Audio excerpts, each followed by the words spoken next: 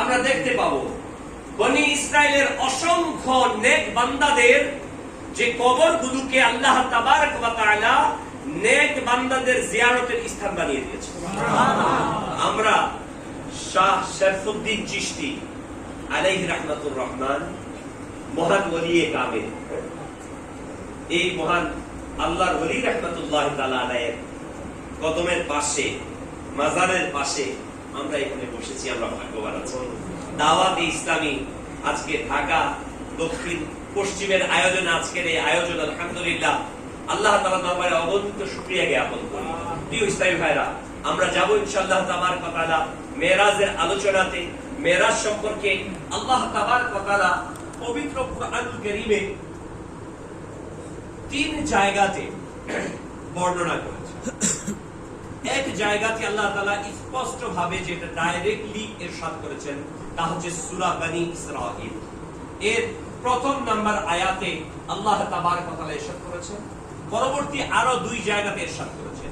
ইনশাআল্লাহ তাবারক ওয়া তাআলা আমরা কিছু কিছু ঘটনা সেটা শোনা এবং মেরাজুন নবীর মূলত শিক্ষা কি, আজকের আমাদের মূল আলোচ্য বিষয় হচ্ছে মেরাজুন নবী শিক্ষা। আমরা তো শুধু ঘটনাবলী শুনলাম, শুনে চলে গেলাম তা না, বরং এ থেকে আমাদের শিক্ষণীয় বিষয়গুলো কি কি আমরা সেই বিষয়ের দিকেও ইনশাআল্লাহ তাআলা বয়ানের শেষের দিকে শোনার চেষ্টা করব ইনশাআল্লাহ। প্রিয় ইসলামী ভাইরা, মাগরিব থেকে আলহামদুলিল্লাহ অত্র মসজিদের সম্মানিত খতিব বন্ধুবর, আমাদের আল্লামা নুরুল ইসলাম ফারুকী রাহমাতুল্লাহ তাআলা আলাইহির সাহেবজাদা আহমদ রেজা মাদ্দাজিল্লাহুল আলী, মাওলানা আহমদ রেজা মাদ্দাজিল্লাহ আলীর কাছ থেকে আমরা বয়ান শুনে আসছিলাম আলহামদুলিল্লাহ। মাগরিব থেকে হচ্ছিল বয়ান আলহামদুলিল্লাহ। তো আমরা আরো কিছু বয়ান শ্রবণ করার চেষ্টা করি। আল্লাহ তাআলা কোরআনে পাকে ইরশাদ করেন, বিসমিল্লাহির রহমানির রহিম, সুবহানাল্লাযী আসরা বিআবদিহি লাইলাম মিনাল মাসজিদিল হারাম من المسجد الحرام إلى المسجد الأقصى الذي باركنا حوله لنريه من آياتنا إنه هو السميع البصير। পবিত্রতা তারই জন্য যিনি আপন বান্দাকে রাতারাতি নিয়ে গেছেন মসজিদে হারাম থেকে মসজিদে আকসা পর্যন্ত, যার আশেপাশে আমি বরকত রেখেছি যাতে আমি তাকে মহান নিদর্শন সমূহ দেখাই, নিশ্চয়ই তিনি শুনেন এবং দেখেন। সত্যি এই আয়াত যখন আমি পাঠ করছিলাম, মসজিদে আকসা শব্দ যাওয়ার পর আমার হৃদয়ের মধ্যে কাঁপন এসেছে। এই মসজিদ যেটা পৃথিবীর দ্বিতীয় মসজিদ, ওই মসজিদ যেই মসজিদে আমার প্রিয় আকা সাল্লাল্লাহু আলাইহি ওয়াসাল্লাম ইমামতি করেছেন।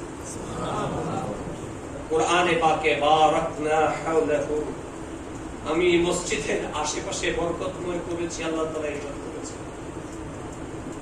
আমরা বরকতের এক দিকটা দেখছি, সেটাও এটাই যে বরকতকে যে রেখেছেন, এই বরকত অর্জনের জন্য আজকে হাজার হাজার মা তার সন্তানকে হারাচ্ছে, হাজার হাজার পিতা তার সন্তানকে হারাচ্ছে, হাজার হাজার বোন তার ভাইকে হারাচ্ছে, কিন্তু সেই বরকতময় জায়গাকে ছাড়ছে না, সেই বরকতকে তারা ছাড়ছে না।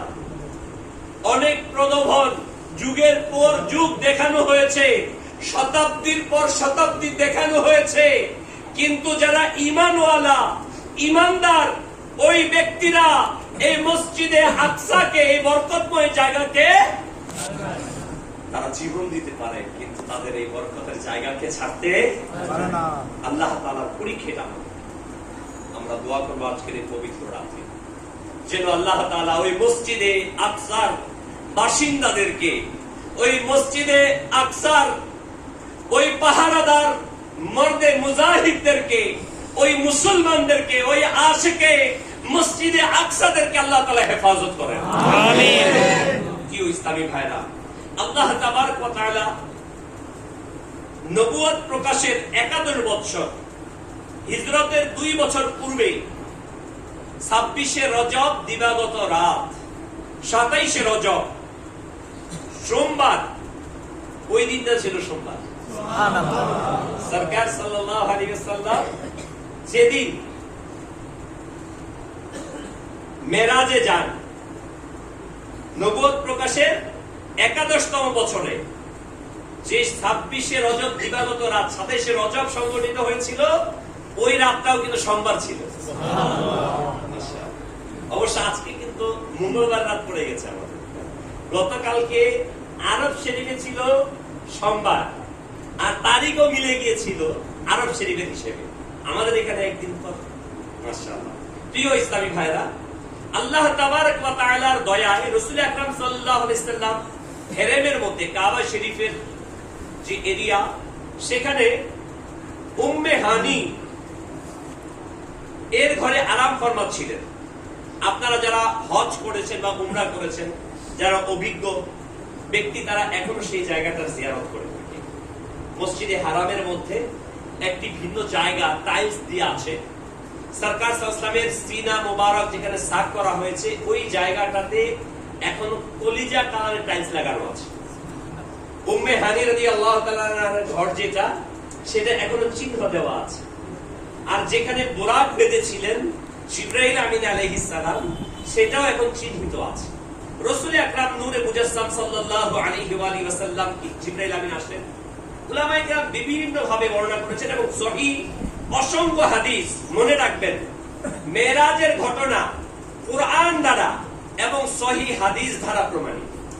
যদি কেউ এটাকে বলতে চায় যে এটা জিসমানি নয়, জিসমানি মিন শারীরিক নয়, এটা ভুল। কারণ কোরআনে পাকে আল্লাহ তাআলা এখানে আবদ শব্দটি, বিআবদিহি, আবদ হচ্ছে রূহ এবং জিসমের সাথে একত্রিত। আবদ শব্দটি এখানে ব্যবহার হয়েছে কোরআনে পাকে।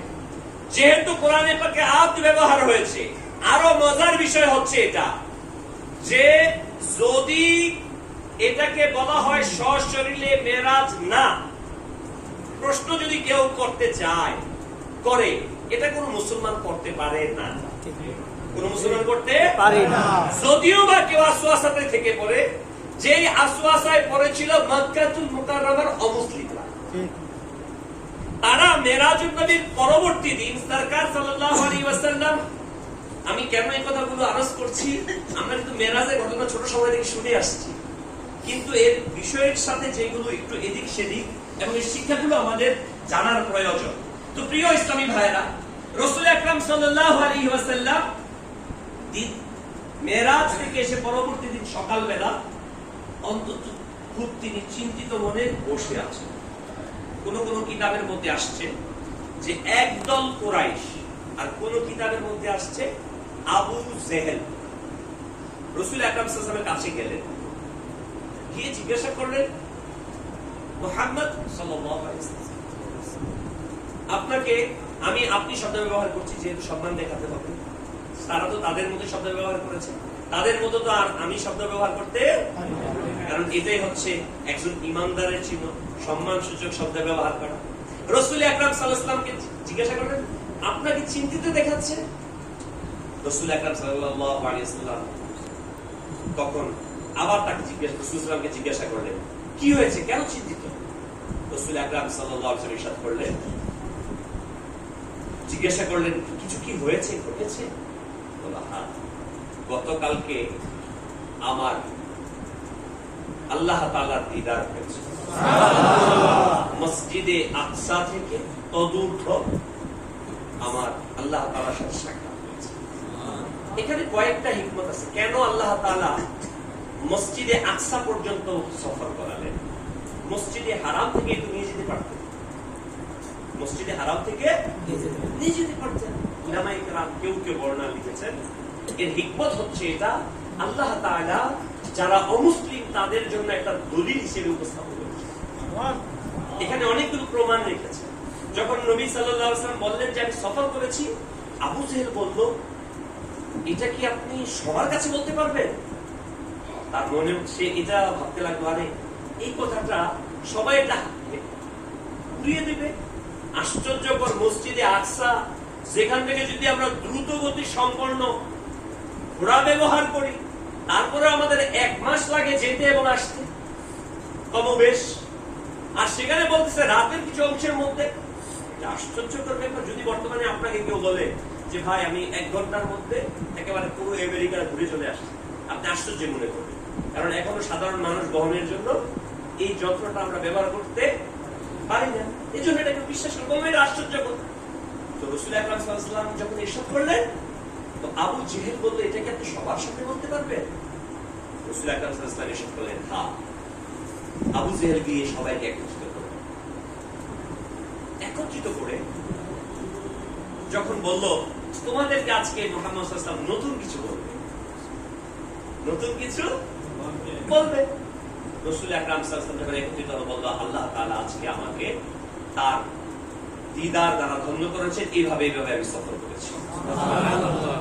যারা সেখানে মুমিন ছিল, পাক্কা ঈমানদার ছিল, তারা তো বিশ্বাস করে নিল, কিন্তু যাদের মাঝে একটু টালমাটাল ছিল, তারা সেখান থেকে কি হলো, বের হয়ে গেল, তিরস্কার করতে লাগলো। আবু বকর সিদ্দিক রাদিয়াল্লাহু আনহুর ব্যাপারে আসছে। আবু জেহেল গিয়ে বলল, শুনো, নতুন সংবাদ শুনেছো নাকি? বলে, কি?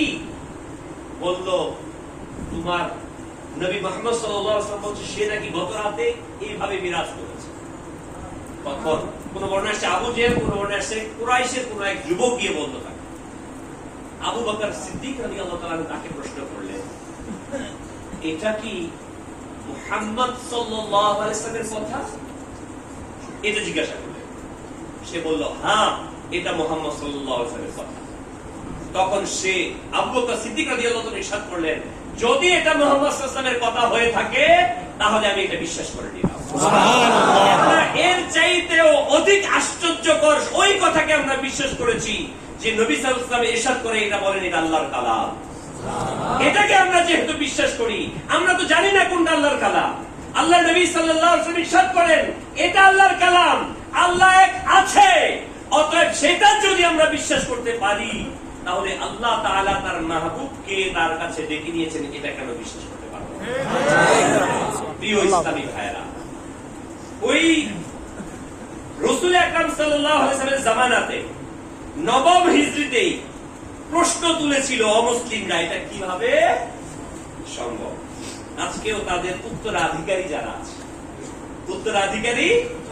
যারা আছে তারা বলে থাকে এটা সশরীরে বেরাত না। আবার রেফারেন্স হিসেবে বুখারী শরীফের হাদিসও কিন্তু আনা হয়। মনে রাখবেন, নবী সাল্লাল্লাহু আলাইহি ওয়াসাল্লাম উলামায়ে কেরাম ইরশাদ করেছেন 11 বার কমবেশ নবী সাল্লাল্লাহু আলাইহি ওয়াসাল্লাম মেরাজ হয়েছে। ওইটা ছিল হচ্ছে স্বপ্ন যুগে, আর একবার হয়েছে সশরীরে।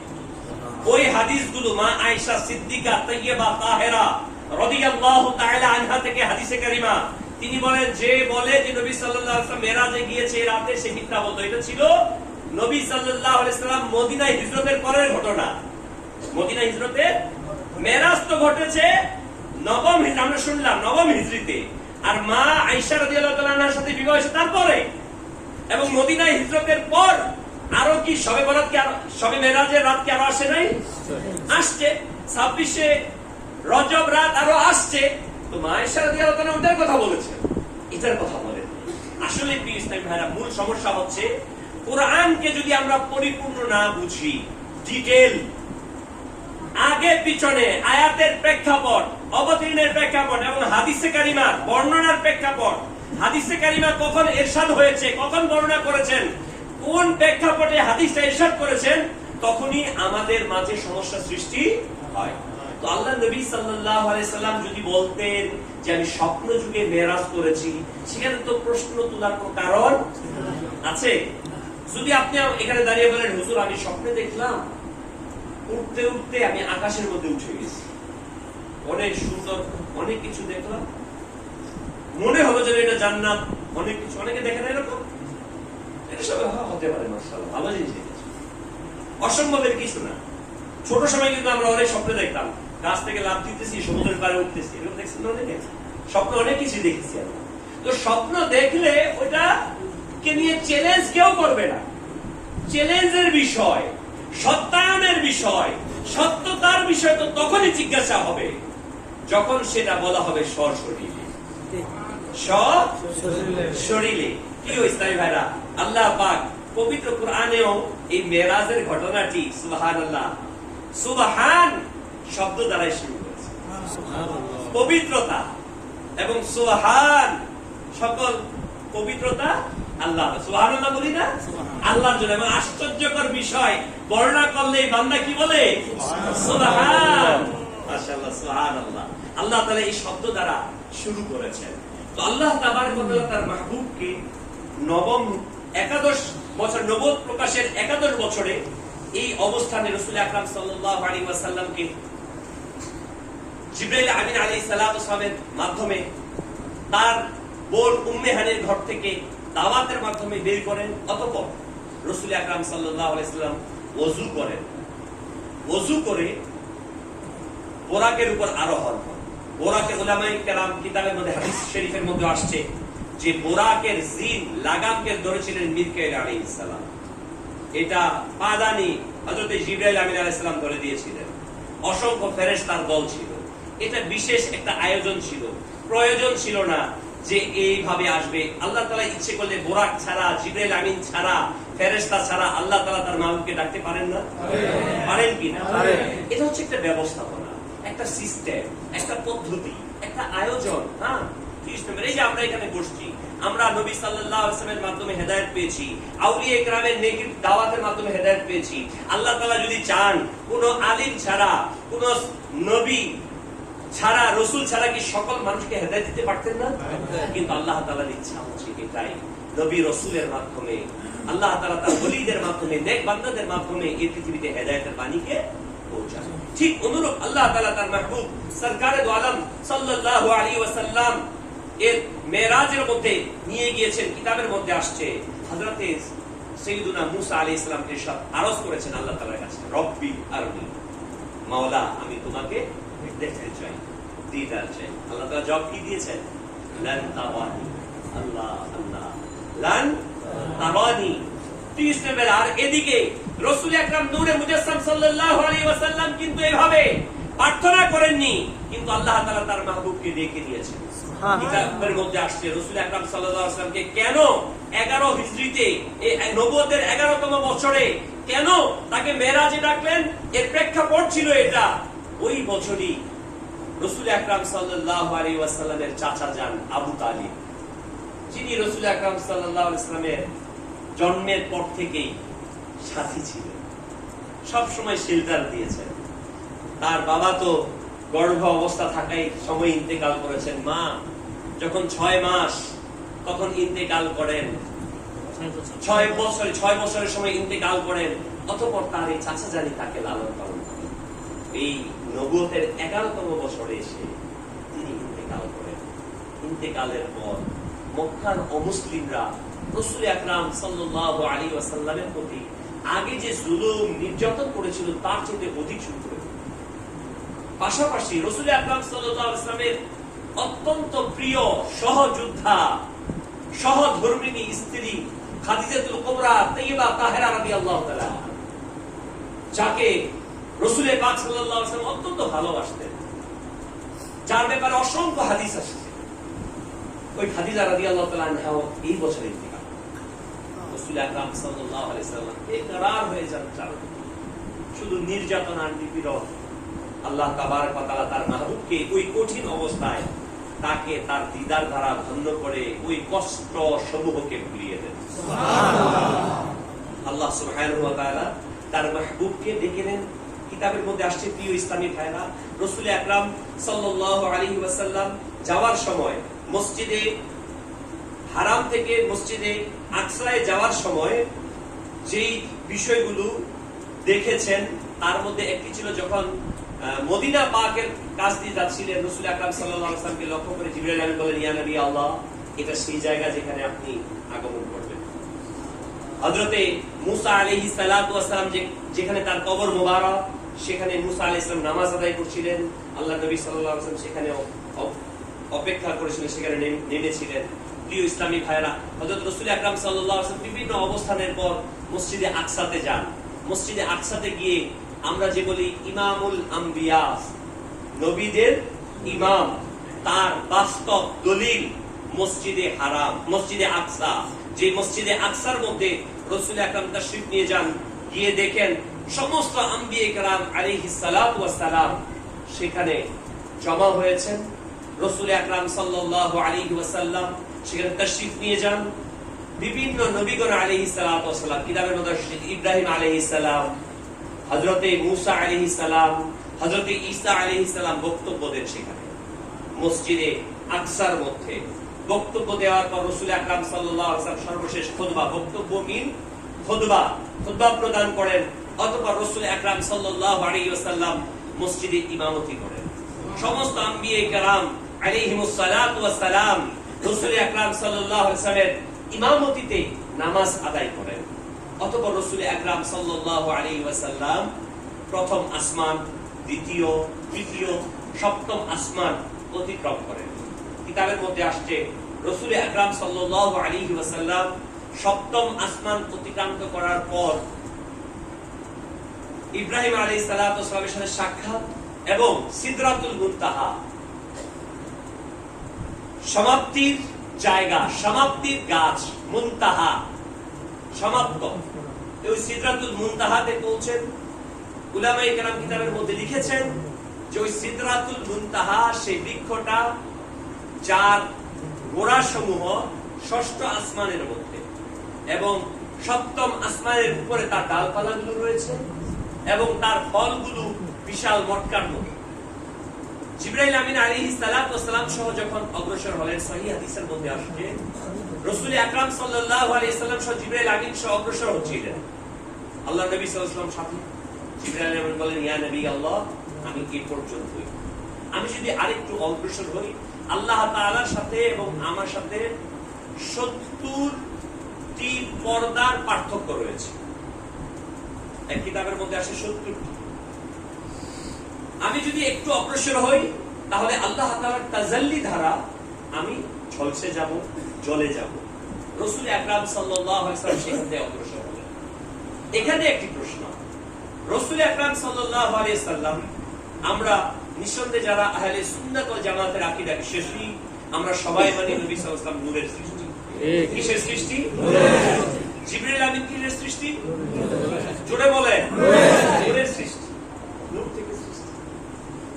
রাসূল জিবরাইল আমিন আলাইহিস সালাম বলছেন, ইয়া নবী আল্লাহ, আমি যদি অগ্রসর হই তাহলে আমি জ্বলে যাব। রাসূল আকরাম সাল্লাল্লাহু আলাইহি ওয়াসাল্লাম সেখান থেকে আরো অগ্রসর হয়ে গেলেন বিনা দ্বিধায়। তার মানে বোঝা গেল জিবরাইল আমিন আলাইহিস সালামের মাঝে যে কুওয়া, যে শক্তি, যে অ্যাবিলিটি আছে আল্লাহর নবী সাল্লাল্লাহু আলাইহি ওয়াসাল্লামের দেহের মধ্যে তার চেয়ে অনেক গুণ বেশি, যার কারণে বিনা দ্বিধায় অনেকে এই কথা বলবে, নবী সাল্লাল্লাহু আলাইহি ওয়াসাল্লাম তো ওনাকে জান্নাতি পোশাক পরিয়েছিলেন, প্রোটেস্ট, এজন্য তিনি বলেন মাশাআল্লাহ নাউজুবিল্লাহ। আরে বাবা, জান্নাতি পোশাকের দাম বেশি না আমার নবীর দাম বেশি? নবী সাল্লাল্লাহু আলাইহি ওয়াসাল্লাম যিনি হচ্ছেন লা মিসাল, আউয়ালু খালাকাল্লাহ, আউয়ালু মা খালাকাল্লাহ নূরি। সাহাবায়ে কেরাম আলাইহিম রিদওয়ান জিজ্ঞাসা করলেন, ইয়া নবী আল্লাহ, হে আল্লাহর নবী, আল্লাহ তাআলা সর্বপ্রথম কি সৃষ্টি করেছেন? নবী আকরাম সাল্লাল্লাহু আলাইহি ওয়াসাল্লাম ইরশাদ করেন, আউয়ালু মা খালাকাল্লাহু, আল্লাহ তাআলা সর্বপ্রথম তোমার নবীর নূরকে সৃষ্টি করেছেন। সুবহানাল্লাহ। সর্বপ্রথম সৃষ্টির ব্যাপারে হাদিসে পাকে জিবরাইল আমিন আলাইহিস সালাম বললেন, সেই হাদিস দীর্ঘ হাদিস, সারাংশ হচ্ছে এটা, সারাংশ এটা যে মা ফাতেমা জাহরা রাদিয়াল্লাহু তাআলা আনহা ছিলেন ঘরের মধ্যে, জিবরাইল আমিন আলাইহিস সালাম কথোপকথন করছে। তখন নবী সাল্লাল্লাহু আলাইহি ওয়াসাল্লাম জিবরাইল আমিনের সাথে কথা হচ্ছিল। তখন জিবরাইল আমিন আলাইহিস সালামের প্রশ্ন সম্পর্কে জিজ্ঞাসা করা হয়, তার হায়াত সম্পর্কে, তার কতটুকু হায়াত, তার বয়স কতটুকু। বলল, ইয়া নবী আল্লাহ, আমি এটা বলতে পারবো যে আমাকে আল্লাহ তাআলা যখন সৃষ্টি করেছেন একটা তারকা দিয়েছে, ওই তারকাটা উদিত হতো 70,000 বছর পর্যন্ত, সেটা উদিত থাকতো। আবার যখন অস্তমিত হতো সেটা 70,000 বছর পর্যন্ত অস্তমিত থাকতো। এমন ভাবে আমি ওই তারকাকে অস্তমিত যেতে এবং উদিত হতে ৭২,০০০ বার দেখেছি। আমার ডিউরেশন, এটা আমি বলতে পারি যে আমার হায়াত। সরকারে দো আলম নূরে মুজাসসাম সাল্লাল্লাহু আলাইহি ওয়াসাল্লাম ইরশাদ করেন, হে জিবরাইল, তুমি কি জানো সেই তারকাকে তখন নবী সাল্লাল্লাহু আলাইহি ওয়াসাল্লামের মুহরের নবুয়তকে দেখালেন, বলেন খোদা, জিবরাইল আমিন বলেন এটাই হচ্ছে সেই তারকা। সুবহানাল্লাহ। রাসূল আকরাম নূরে মুজাসসাম সাল্লাল্লাহু আলাইহি ওয়াসাল্লাম আল্লাহ তাআলা সর্বপ্রথম সৃষ্টি করেছেন। প্রিয় ইসলামী ভাইরা, জিবরাইল আমিন সেখানে থমকে গেলেন, অতঃপর আল্লাহর মাহবুব সাল্লাল্লাহু আলাইহি ওয়াসাল্লাম অগ্রসর হলেন। এই যে ঘটনাগুলো আমি বলছি, এটা সিরিয়াল বাই সিরিয়াল, কিছু অংশ ছেড়ে দিয়ে কিছু অংশ ধরে বলছি, কিন্তু হাদিসে কারিমাতে কিন্তু সব বর্ণনা আছে। এটা ভাববেন না এটা কিচ্ছা কাহিনী, গল্প কাহিনী না, প্রত্যেকটা সহিহ হাদিস দ্বারা প্রমাণিত। আপনাদের যদি কারো প্রয়োজন হয় আমি আপনাদের একটা রেফারেন্স দেব, মাকতাবাতুল মদিনা কর্তৃক প্রকাশিত কিতাব ফয়জানে মেরাজ, এই বইটা আপনারা ক্রয় করবেন। ফয়জানে মেরাজ বুখারী শরীফ, মুসলিম শরীফ, নাসাই শরীফ সহ সকল সিয়াসিতার হাদিসের রেফারেন্স সহ মেরাজুন নবীর দলিল লেখা সেখানে রয়েছে। সেখান থেকে আমি কিন্তু কিছু কিছু অংশ আরজ করার চেষ্টা করছি। প্রিয় ইসলাম ভাইরা, রাসূল আকরাম সাল্লাল্লাহু আলাইহি ওয়াসাল্লাম সেখান থেকে আল্লাহ তাবারক ওয়া তাআলা বায়াতে মেরাজ ঊর্ধ্বগমন করতে থাকেন এবং আরশে আজিমের মধ্যে পৌঁছে যান। বলা হয়েছে আরশে আজিম থেকে আরো অগ্রসর হন। অগ্রসর সেই জায়গা, তাকে বলা হয়, তার কোনো নাম নাই, এটাকে বলা হয় লা মাকান। লা লা আরবি মানে না, মাকান মানে স্থান, তার কোনো স্থান নাই। সেখানে কোনো স্থান, কোনো কাল, সময় সেটা নাই। উপর নাই, নিচ নাই, ডান নাই, বাম নাই। এটা কালের ঊর্ধ্বে, সময়ের ঊর্ধ্বে। কারণ কাল স্রষ্টাকে কখনো স্পর্শ করতে পারে না, স্থান স্রষ্টাকে স্পর্শ করতে পারে না। তা বলবেন এটা কেমন জিনিস? আমিও জানি না, আপনিও জানেন না। কোন সৃষ্টির শব্দ চয়নের সংজ্ঞা দ্বারা যেটাকে সংজ্ঞায়িত করা সম্ভব না, সেটা হচ্ছে লা মাকান। যেটা কোন সৃষ্টির কোন শব্দ চয়ন দ্বারা পরিচয় ঘটানো সম্ভব না, এটা হচ্ছে লা মাকান। কারণ যদি কোনো মাকান থাকতো, মেরাজের প্রতিটা শব্দ, প্রতিটা স্থান, প্রতিটা বর্ণনা হচ্ছে আকীদা। হ্যাঁ, এটা দ্বারা লা মাকান দ্বারা প্রমাণিত হয় আল্লাহ রাব্বুল আলামিন মাকানের ঊর্ধ্বে, আরশের ঊর্ধ্বে। যদি এখন মাযাল্লাহ কেউ বলে ফেলে আল্লাহ তাআলা আরশের উপর বসে আছেন সমাসীন, তাহলে এটা কুফরি হবে। কি হবে? কারণ আল্লাহ তাআলা ইরশাদ করেছেন, আল্লাহ কুল হুয়াল্লাহু আহাদ আল্লাহুস সামাদ। আল্লাহ তাআলা অমুখাপেক্ষী, তিনি কারো মুখাপেক্ষী না। আল্লাহ তাআলা আরশের মুখাপেক্ষী আল্লাহ না যে আরশের উপর বসবেন। আল্লাহ তাআলা হাত ছাড়া ধরেন, চোখ ছাড়া দেখেন, মুখ ছাড়া কথা বলেন। আমাদের সৃষ্টির জন্য কথা বলার জন্য জিহ্বার প্রয়োজন, সৃষ্টির জন্য শোনার জন্য কান প্রয়োজন, সৃষ্টির জন্য ধরার জন্য হাত প্রয়োজন, সৃষ্টির জন্য চলার জন্য পা প্রয়োজন। কিন্তু আল্লাহ তাআলা এই সকল কিছুর আল্লাহ তাআলা তিনি কোন সৃষ্টির কোন মিসাল নাই। সুবহানাল্লাহ। কিতাবের মধ্যে আসছে আল্লাহ তাবারক ওয়া তাআলা তার মাহবুব সাল্লাল্লাহু আলাইহি ওয়া আলিহি ওয়াসাল্লাম এর সাথে কথোপকথন করেন। যেমন কি সূরা বনী ইসরাঈলের 60 নম্বর আয়াত আল্লাহ ইরশাদ ফরমান, ওয়া মা জাআলনা রুইয়া আল্লাতী আরাআইনাকা ইল্লা ফিতনাতাল লিন-নাস। অন্য আয়াতে আল্লাহ সুবহানাহু ওয়া তাআলা ইরশাদ ফরমান, ওয়ান নাজমি ইদা হাওয়া মা দাল্লা সাহিবুকুম ওয়া মা গাওয়া। আল্লাহ যার নজর আরশে মুআল্লা পর্যন্ত, যার দৃষ্টি, খুদ খোদা গায়েব নাহি রয়। আরো কি গায়েব রয়ে যায়? যেখানে আল্লাহ তাআলা, যেখানে গায়েব না, তুমি যদি সেখানে বলো, আমি যদি সেখানে বলি যে অমুক গায়েব তমুক গায়েব, তাহলে এটা হবে না। আল্লাহ তাআলা গায়েবের সংবাদ, গায়েবের মালিক আল্লাহ জানিয়েছেন তার নবীকে। এতে কোনো সমস্যা আছে আমাদের? আল্লাহ তাআলা তার নবীকে শিখিয়েছেন, জানিয়েছেন। প্রিয় ইসলামী ভাইরা, রাসূল আকরাম নূরে মুজাসসাম সাল্লাল্লাহু আলাইহি ওয়াসাল্লাম, এখানে আমার এটাকে আমি পরিষ্কার করে যাই, মনে রাখবেন, গায়েব দুই প্রকার, জাতি এবং আতাই, সত্তাগত এবং দানকৃত। নবী সাল্লাল্লাহু আলাইহি সাল্লামকে আল্লাহ তাআলা যে গায়েব দিয়েছেন সেটা হচ্ছে আতাই, সেটা হচ্ছে আতাই, দানকৃত গায়েব। জাতি, সত্তাগত গায়েব, এটা শুধু আল্লাহ তাআলার জন্য, এটা আল্লাহ তাআলাই জানেন। এটা অন্য কেউ নন।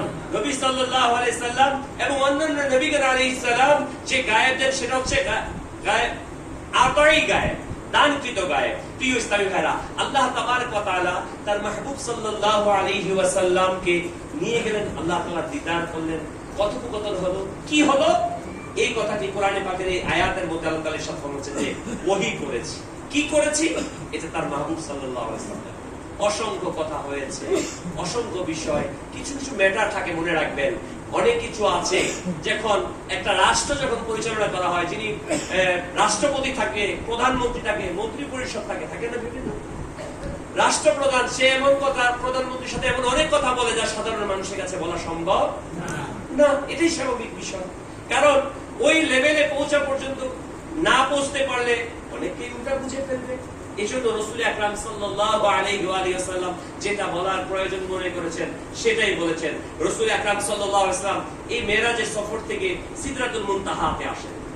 আসার পর রাসূল আকরাম নূরে মুজাসসাম সাল্লাল্লাহু আলাইহি ওয়া সাল্লাম জান্নাতের মধ্যে নিয়ে যাওয়া হয়। হাদিসে পাকের মধ্যে আসছে, যখন জান্নাতের মধ্যে রাসূল আকরাম সাল্লাল্লাহু আলাইহি ওয়াসাল্লাম ভ্রমণ করছেন, দেখলেন অত্যন্ত সুন্দর আলিশান রেশমি কাপড়ের দিয়ে সুন্দর সাজানো একটি ভবন, মহল, তাবু। রাসূল আকরাম সাল্লাল্লাহু আলাইহি ওয়াসাল্লাম জিজ্ঞাসা করলেন, এটা কার জন্য? জিবরাইল আমিন আলাইহিস সালাতু ওয়াস সালাম ইরশাদ করলেন, এটা হচ্ছে হযরত